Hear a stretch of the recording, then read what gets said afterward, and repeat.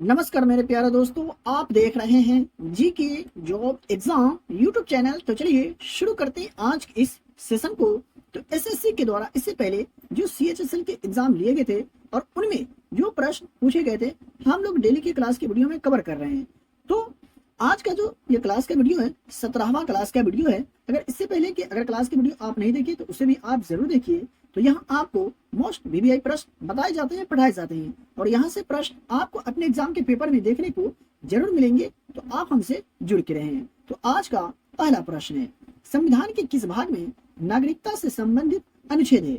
निम्नलिखित में से वह कौन सा भाग है संविधान का जिसमें नागरिकता से संबंधित अनुच्छेद है? तो भारतीय संविधान के भाग 2 में नागरिकता से संबंधित अनुच्छेद है। और कौन से अनुच्छेद है? तो अनुच्छेद 5 से 11 तक जो है ये भारतीय संविधान के भाग 2 में शामिल है। ये आप याद रखेंगे। 2 नंबर प्रश्न है, भारत का सबसे अधिक जनसंख्या वाला राज्य कौन सा है? 2011 के जनगणना के अनुसार भारत का सबसे अधिक जनसंख्या वाला राज्य निम्नलिखित में से कौन सा है? तो उत्तर प्रदेश जो है 2011 के जनगणना के अनुसार भारत का सबसे अधिक जनसंख्या वाला राज्य है। तो यहाँ सही जवाब हो जाएगा ऑप्शन नंबर डी। देख लेते हैं दूसरे प्रश्न को। तो 3 नंबर प्रश्न है, भारत के किस भाग में आसफ जाही राजवंश के निजामों का शासन था? भारत के किस भाग में आसफ जाही राजवंश के निजामों का शासन था? तो दक्कन प्रांत में आसफ जाही राजवंश के निजामों का शासन था। सही जवाब हो जाएगा ऑप्शन नंबर सी। देख लेते हैं अगला प्रश्न को। तो 4 नंबर प्रश्न है, Tata iron and steel company यानी टिस्को की स्थापना किस वर्ष हुई थी? तो बात करिए Tata iron and steel company की, तो इसकी स्थापना वर्ष 1907 में की गई थी। सही जवाब हो जाएगा ऑप्शन नंबर बी। देख लेते हैं दूसरे प्रश्न को।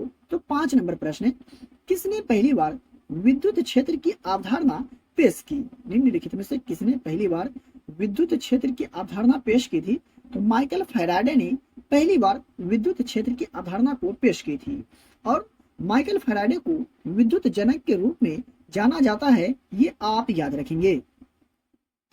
बात कर ले 6 नंबर प्रश्न का, लेकिन उससे पहले आप यहाँ तक आ गए और अभी तक वीडियो को लाइक नहीं किए तो प्लीज वीडियो को लाइक कर दें और चैनल पर पहली बार विजिट कर रहे तो चैनल को सब्सक्राइब करके बेल आइकन को प्रेस करिए, क्योंकि यहाँ आपको मोस्ट वीवीआई प्रश्न बताए जाते हैं, पढ़ाए जाते हैं और यहाँ से प्रश्न आपको अपने एग्जाम के पेपर में देखने को जरूर मिलेंगे। तो आप हमसे जुड़ के रहें और अपने एग्जाम की तैयारी को बेहतर बना करके अपने एग्जाम में सफलता हासिल करें। और इस वीडियो को अपने दोस्तों और रिलेटिव में भी शेयर जरूर करें जो लोग एसएससी सीएचएसएल एग्जाम 2024 की तैयारी कर रहे हैं। तो 6 नंबर प्रश्न है, आम का वृक्ष किसका उदाहरण है? आम का जो वृक्ष है निम्नलिखित में से किसका उदाहरण है? तो स्वपोषी का उदाहरण है। जैसे में पौधे, शैवाल, पलवक और जीवाणु भी शामिल है, ये सभी स्वपोषी के उदाहरण है। तो ये आप याद रखेंगे। चलिए देख लेते हैं दूसरे प्रश्न को। 7 नंबर प्रश्न है, कौन सा देश क्षेत्रफल की दृष्टि से भारत का सबसे छोटा पड़ोसी देश है? जी हाँ, निम्नलिखित में से कौन सा देश है क्षेत्रफल की दृष्टि से जो भारत का सबसे छोटा पड़ोसी देश है? वो कौन सा देश है? तो मालदीव है। सही जवाब हो जाएगा ऑप्शन नंबर ए। और भारत कुल 9 देश के साथ अपनी सीमा साझा करता है, जिसमें से 7 देश जो है स्थलीय है जबकि 2 देश जो है समुद्री सीमा साझा करते हैं। ये आप याद रखेंगे। देख लेते हैं दूसरे प्रश्न को। तो 8 नंबर प्रश्न है, अजंता और एलोरा की गुफाएं भारत के किस राज्य में स्थित है? तो बात करें अजंता और एलोरा की गुफाएं की, ये भारत के कौन से राज्य में स्थित है? तो महाराष्ट्र राज्य में स्थित है। सही जवाब हो जाएगा ऑप्शन नंबर सी, आप याद रखेंगे। 9 नंबर प्रश्न है, निम्नलिखित में से कौन सी पहाड़ी आंध्र प्रदेश में स्थित नहीं है? ये ऑप्शन में से कौन सी पहाड़ी है जो आंध्र प्रदेश में स्थित नहीं है? तो पालकोंडा पहाड़ियां जो है ये आंध्र प्रदेश राज्य में स्थित नहीं है। सही जवाब यहाँ पर हो जाएगा ऑप्शन नंबर बी। देख लेते हैं 10 नंबर प्रश्न को। तो विश्व थायराइड दिवस कब मनाया जाता है? विश्व थायराइड दिवस किस तिथि को मनाए जाते हैं? तो 25 मई को विश्व थायराइड दिवस के रूप में मनाया जाता है। ये आप याद रखिएगा। देख लेते हैं अगला प्रश्न को। नंबर प्रश्न है, निम्नलिखित गायकों में से किसे मलिका ए गजल या गजल की रानी कहा जाता था? निम्नलिखित में से किसे गायकों में से मलिका ए गजल या गजल की रानी कहा जाता था? तो बेगम अख्तर को गजल की रानी या मलिका ए गजल कहा जाता था। सही जवाब हो जाएगा ऑप्शन नंबर डी। देख लेते हैं 12 नंबर प्रश्न को। तो ऐशज शब्द निम्नलिखित में से किस खेल से संबंधित है? तो बात करें एशज शब्द का, तो ये कौन से खेल से संबंधित है? तो क्रिकेट से। राइट आंसर होगा ऑप्शन नंबर बी। नंबर प्रश्न है, 9वीं शताब्दी में प्रसिद्ध विक्रमशिला विश्वविद्यालय की स्थापना किसने की थी?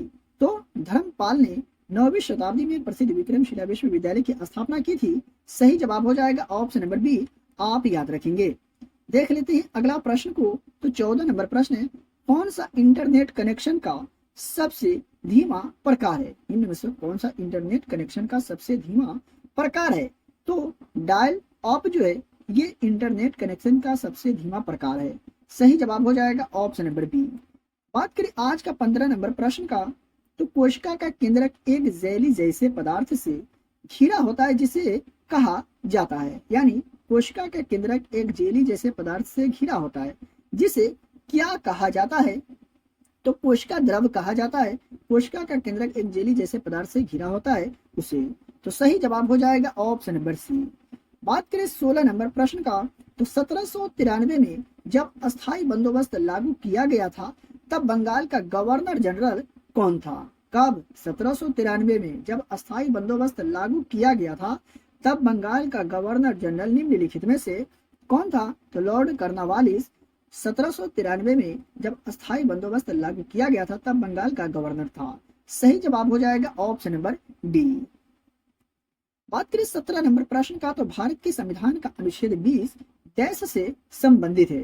कहने का मतलब ये हुआ कि भारत के संविधान का अनुच्छेद 20 जो है निम्नलिखित में से किन से संबंधित है? तो अपराधों के लिए सजा के संबंध में संरक्षण से संबंधित है भारतीय संविधान का अनुच्छेद 20। देख लेते हैं दूसरे प्रश्न को। 18 नंबर प्रश्न है, कंप्यूटर कीबोर्ड पर शिफ्ट और एल्ट कुंजी किसके उदाहरण है? तो किसका उदाहरण है? तो मॉडिफायर कुंजी का उदाहरण है कंप्यूटर कीबोर्ड पर शिफ्ट एल्ट। सही जवाब हो जाएगा ऑप्शन नंबर सी। नंबर प्रश्न का, तो भारत के संविधान में मौलिक कर्तव्यों की कुल संख्या डैश है? भारत के संविधान में मौलिक कर्तव्यों की जो कुल संख्या है कितनी है? तो 11 है। ठीक है, और मौलिक कर्तव्यों को भारतीय संविधान के भाग 4 के 1 के अंतर्गत आते हैं, ये भी आप याद रखेंगे। यहाँ से प्रश्न आपको अपने एग्जाम के पेपर में देखने को मिल सकते हैं। 20 नंबर प्रश्न है, कौन सा भारत में सबसे बड़ा बिटुमिनी कोयला क्षेत्र है? निम्नलिखित में से कौन सा भारत में सबसे बड़ा बिटुमिनी कोयला क्षेत्र है? दिए गए ऑप्शन में से तो झारिया। सही जवाब होगा ऑप्शन नंबर ए। और बात करें झारखंड का, तो झारखंड को जंगलों की भूमि और खनिज राज्य कहा जाता है, ये आप याद रखिएगा।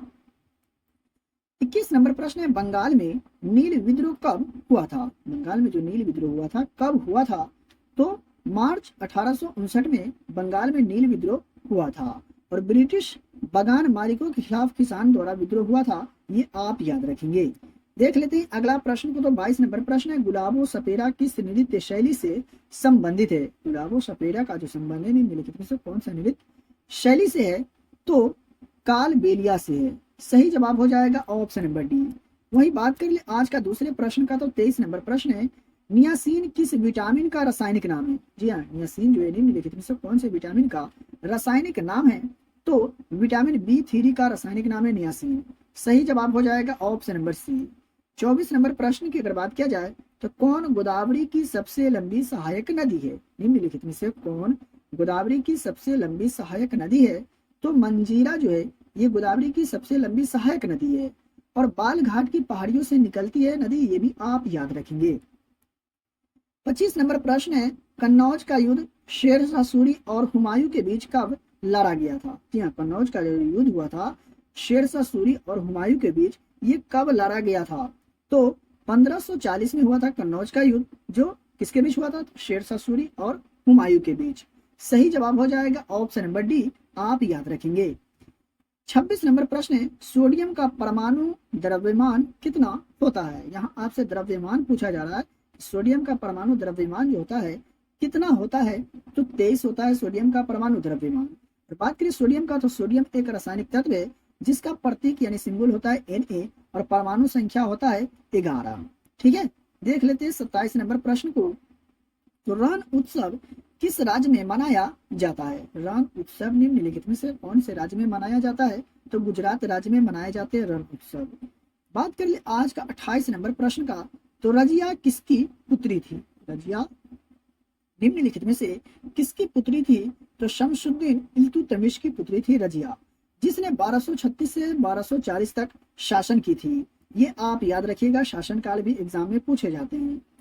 29 नंबर प्रश्न है, डैश योजना आयोग के अंतिम उपाध्यक्ष थे। निम्नलिखित में से कौन जो है योजना आयोग के अंतिम उपाध्यक्ष थे? तो श्री मोंटेक सिंह अहलूवालिया जो थे ये योजना आयोग के अंतिम उपाध्यक्ष थे। तो बात करें योजना आयोग का, तो इसकी स्थापना मार्च 1950 में हुई थी। ये आप याद रखेंगे। देख लेते हैं आज का अंतिम प्रश्न 30 नंबर प्रश्न का। तो लिंगराज मंदिर किस राज्य में स्थित है? तो लिंगराज मंदिर जो है ये उड़ीसा राज्य में स्थित है। सही जवाब हो जाएगा ऑप्शन नंबर बी। मेरे प्यारे साथियों, आज का क्लास का वीडियो अगर आपको पसंद आया हो और अभी तक वीडियो को लाइक नहीं किए तो वीडियो को लाइक करके चैनल पर पहली बार विजिट करें तो चैनल को सब्सक्राइब करें और इस वीडियो को अपने दोस्तों और रिलेटिव में भी शेयर जरूर करें। डेली की क्लास का फ्री में पीडीएफ प्राप्त करने के लिए वीडियो के डिस्क्रिप्शन में दिए गए टेलीग्राम चैनल लिंक को ज्वाइन करें और डेली की क्लास का फ्री में पीडीएफ प्राप्त करें। तो चलिए मिलते फिर से एक नए वीडियो में।